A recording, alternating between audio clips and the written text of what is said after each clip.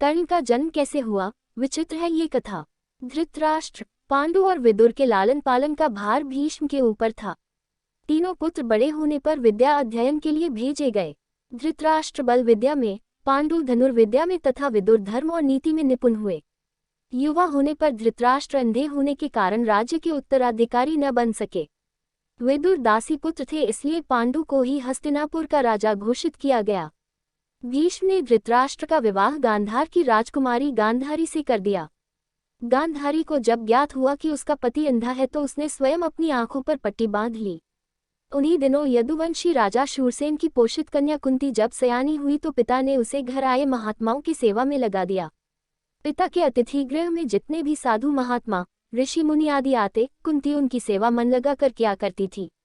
एक बार दुर्वासा ऋषि आए। कुंती ने उनकी भी मन लगा कर सेवा की।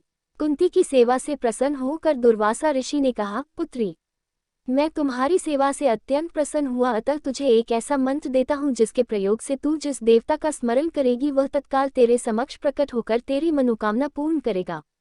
इस प्रकार दुर्वासा ऋषि कुंती को मंत्र प्रदान करके चले गए।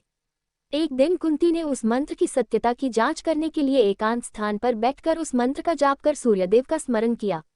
उसी क्षण सूर्यदेव वहां प्रकट होकर बोले, देवी, मुझे बताओ कि तुम मुझसे किस वस्तु की अभिलाषा करती हो। मैं तुम्हारी अभिलाषा अवश्य पूर्ण करूंगा। इस पर कुंती ने कहा, हे देव, मुझे आपसे किसी भी प्रकार की अभिलाषा नहीं है। मैंने तो केवल मंत्र की सत्यता परखने के लिए ही उसका जाप किया है।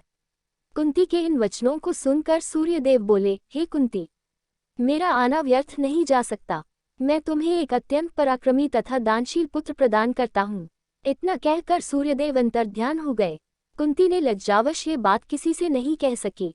समय आने पर उसके गर्भ से कवच कुंडल धारण किए एक पुत्र उत्पन्न हुआ। कुंती ने उसे एक मंजूषा में रखकर रात्रि बेला में गंगा में बहा दिया। वह बालक बहता हुआ उस स्थान पर पहुंचा जहां पर धृतराष्ट्र का सारथी अधृत अपने अश्व को गंगा नदी में जल पिला रहा था। उसकी दृष्टि कवच कुंडल धारी शिशु पर पड़ी। अधृत निसंतान था, इसलिए उसने बालक को अपने छाती से लगा लिया और घर ले जाकर उसे अपने पुत्र के जैसा पालने लगा। उस बालक के कान अति सुंदर थे, इसलिए उसका नाम कर्ण रखा गया।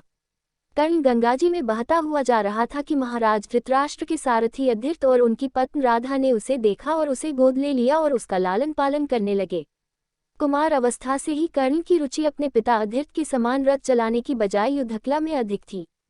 कर्ण और उसके पिता अधृत आचार्य द्रोण से मिले, जो कि उस समय युद्धकला के सर्वश्रेष्ठ आचार्यों में से एक थे।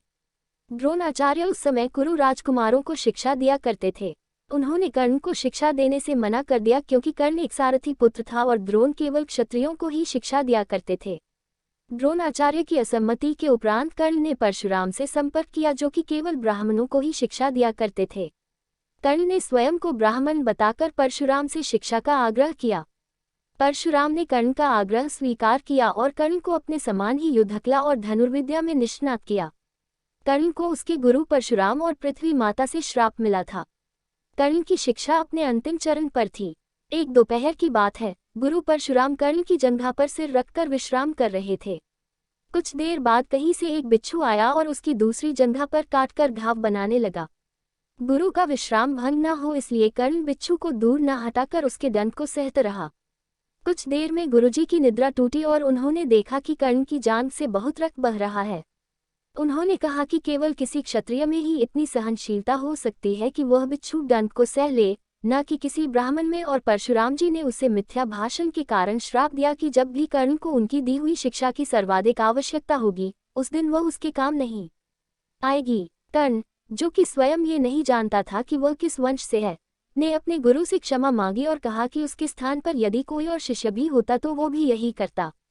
यद्यपि कर्ण को क्रोधवश श्राप देने पर उन्हें ग्लानि हुई, पर वे अपना श्राप वापस नहीं ले सकते थे।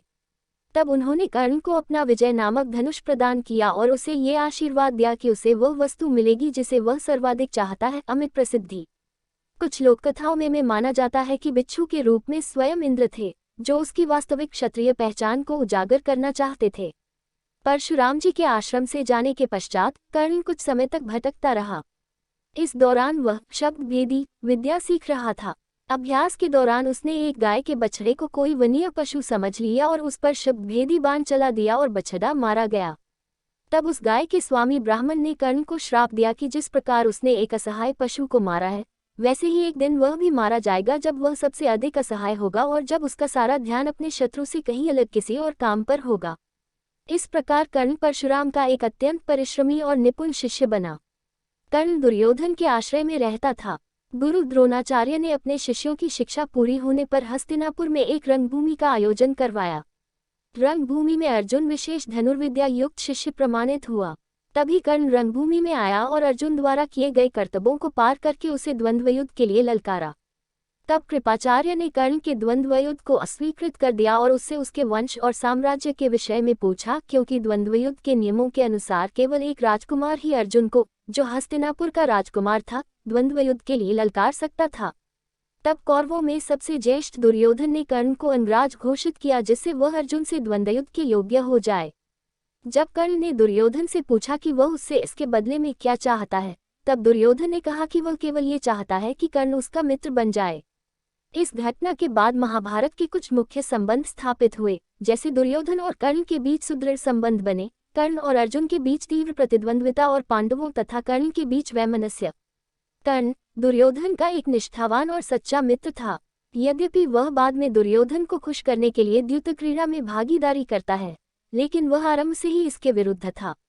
कर्ण शकुनी को पसंद नहीं करता था और सदैव दुर्योधन को यही परामर्श देता कि वह अपने शत्रुओं को परास्त करने के लिए अपने युद्ध कौशल और बाहुबल का प्रयोग करे, न कि कुटिल चालों का। जब लाक्षागृह में पांडवों को मारने का प्रयास विफल हो जाता है, तब कर्ण दुर्योधन को उसकी कायरता के लिए डांटता है और कहता है कि कायरों की सभी चालें विफल ही होती हैं, और उसे समझाता है कि उसे एक योद्धा के समान कार्य करना चाहिए और उसे जो कुछ भी प्राप्त करना है, उसे अपनी वीरता द्वारा प्राप्त करे। चित्रांगद की राजकुमारी से विवाह करने में भी कर्ण ने दुर्योधन की सहायता की थी। अपने स्वयंवर में उसने दुर्योधन को अस्वीकार कर दिया और तब दुर्योधन उसे बलपूर्वक उठा कर ले गया। तब वहां उपस्थित अन्य राजाओं ने उसका पीछा किया, लेकिन कर्ण ने अकेले ही उन सबको परास्त कर दिया। परास्त राजाओं में जरासंध, शिशुपाल, दंतवक्र, साल्व और रुक्मी इत्यादि थे। कर्ण की प्रशंसा स्वरूप जरासंध ने कर्ण को मगध का एक भाग दे दिया। भीम ने बाद में श्री कृष्ण की सहायता से जरासंध को परास्त किया, लेकिन उससे बहुत पहले कर्ण ने उसे अकेले परास्त किया था। कर्ण ही ने जरासंध की इस दुर्बलता को उजागर किया था कि उसकी मृत्यु केवल उसके धड़ को पैरों से चीरकर 2 टुकड़ों में बांटकर हो सकती है।